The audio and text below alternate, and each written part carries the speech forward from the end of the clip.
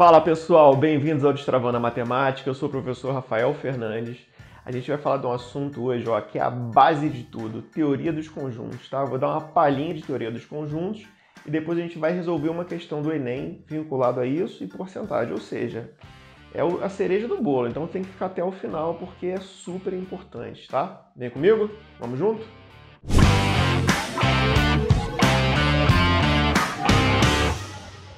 Bom, olha só, antes de começar, deixa o like aqui pra mim, se inscreve no canal, tá? Pra dar aquela ajuda e a gente fazer cada vez mais vídeos, beleza?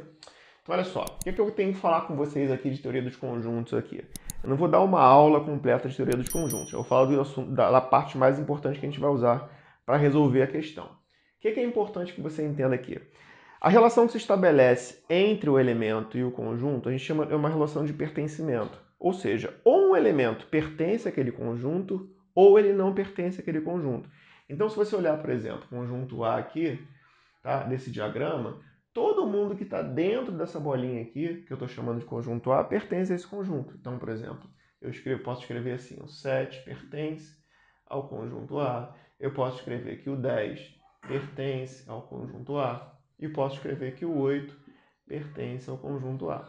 Tá? O 4, por exemplo, ele não pertence ao conjunto A. Como é que eu escrevo isso? Eu posso botar assim, 4 não pertence ao conjunto A. Tranquilo? Então é uma relação de pertencimento. Ou ele pertence, ou ele não pertence, e o símbolo que a gente usa é esse Ezinho meio diferente aqui. Tranquilo? Então, como é que a gente escreve, por exemplo, os elementos de um conjunto, né? Esse conjunto A aqui, a gente abre as chaves, tem o 7, tem o 8 e tem o 10. Ou seja, esse conjunto A aqui tem 3 elementos. Tranquilo? Só isso, né? Essa parte acho que é fácil. Por exemplo, o conjunto B. Todo mundo que está aqui dentro dessa bolinha pertence ao conjunto B. Quais são os elementos do conjunto B aqui? 3, o 4 e o 10. Ele também tem 3 elementos. O 3, o 4 e o 10. Agora você vai reparar o seguinte comigo, que isso é super importante. Olha para esses dois conjuntos aqui. Não tem um elemento que pertence aos dois? Quem é ele? Não é o 10? Então a gente fala que ele pertence à interseção dos dois. Repara que na figura, o 10 ele tanto está dentro da bolinha do A quanto está dentro da bolinha do B, dentro das duas circunferências. Então isso fala que essa interseção, e nesse caso aqui só tem o 10, né? Se eu colocasse outro número aqui, ele também entraria nessa interseção. Deixa eu apagar aqui para não atrapalhar. Então, quem vai ser o conjunto A interseção B? São os elementos que pertencem aos dois conjuntos. Nesse caso, só o 10. Tranquilo? Tá aqui, até aqui, beleza. E a última coisa que eu queria falar com vocês é da união dos dois conjuntos. Ou seja, se você olhar todo mundo aqui dentro, quais são esses elementos aqui?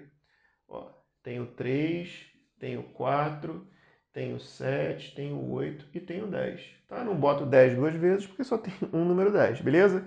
Então, conjunto A são esses três elementos, conjunto B, a interseção e a união. Pessoal, se souber isso, cara, já está assim, muito à frente de muita gente, porque o pessoal ainda erra bastante esse tipo de coisa.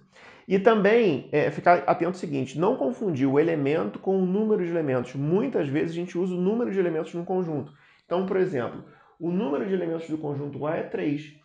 O número de elementos do conjunto B é 3, mas não confunda o 3, que é o número de elementos do conjunto, ou seja, você contar quantos elementos tem, com esse 3 aqui, que é um elemento daquele conjunto. Tranquilo? Isso é super importante. Marca aí.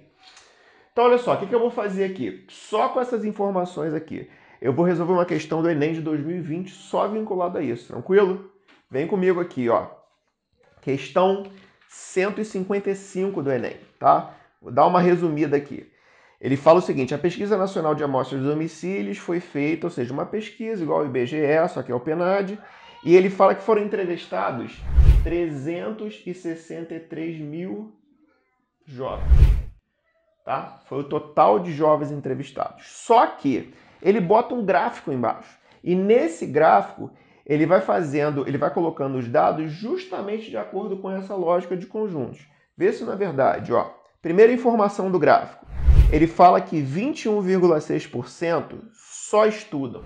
Então, olha só, se você olhar esse conjunto aqui das pessoas que estudam, essa parte de cá são as pessoas que só estudam. Porque se você pegar esse pedacinho daqui, qualquer pessoa, qualquer elemento que está aqui, ele é uma pessoa que estuda e que trabalha também, porque ele está nas duas circunferências, tá? Então, esses 21,6% são as pessoas que só estudam, tá? Tá escrito aí. Depois, as pessoas que trabalham e estudam, ou seja, tá onde? Interseção, beleza? Ó, lembra aqui, ó, do 10, ele tá aqui e tá aqui. Então, ó, 13,6%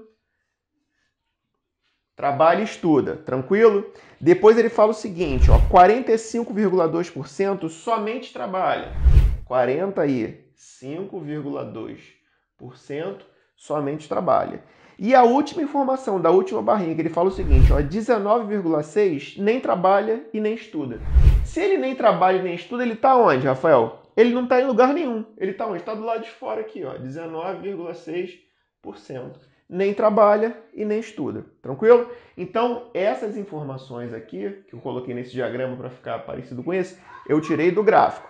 Tranquilo? Então, olha só. Agora vem o mais importante, pessoal. Qual é o mais importante de qualquer problema? O mais importante, não esquece disso, é a pergunta. Sempre a pergunta é o mais importante. Tanto que eu recomendo o seguinte, começa sempre qualquer problema fazendo o quê? Sublinhando a pergunta. Não esquece de sublinhar a pergunta. Então vem aqui embaixo. De acordo com as informações dadas, o número de jovens entrevistados que trabalha é... Então ele está perguntando a quantidade de pessoas que fazem o quê? Que trabalham. Olha o conjunto das pessoas que trabalham. Não está aqui? Quem é o conjunto das pessoas que trabalham? São as pessoas que somente trabalham e as pessoas que trabalham e estudam. Todo mundo que está aqui dentro trabalha. Isso que é o X da questão. Isso que você tem que ficar atento. Tranquilo? Porque se fosse uma pergunta, fosse a seguinte pergunta, ó, o número de pessoas que somente trabalha, qual a porcentagem que você pegaria? 45,2%. Tá? Só que a pergunta é quanto que trabalha. Quanto trabalha todo mundo dentro do conjunto que trabalha. Tranquilo? Como é que vai ficar essa porcentagem então, Rafael? Ó, 45,2% mais 13,6%. Ou seja, todo mundo que está aqui dentro. 2 mais 8, 5. 58,8% trabalham. Pessoal, a parte de conjuntos se encerra aqui. Vai começar agora a outra parte da questão, que é o quê? Porcentagem. Então, olha só, 58,8% das pessoas que foram entrevistadas trabalham. Quantas pessoas foram entrevistadas? 363 mil. Então, vai ficar, ó, 58,8%. Esse D em matemática vira sempre um vezes. Não esquece disso, hein? Fixa isso. Vezes 363 mil. Tá?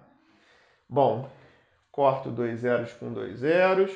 Isso vai ficar 58,8 vezes 3.630. Eu já fiz essa conta para agilizar, para a gente não perder tempo fazendo conta aqui. Isso dá 213.444, letra C.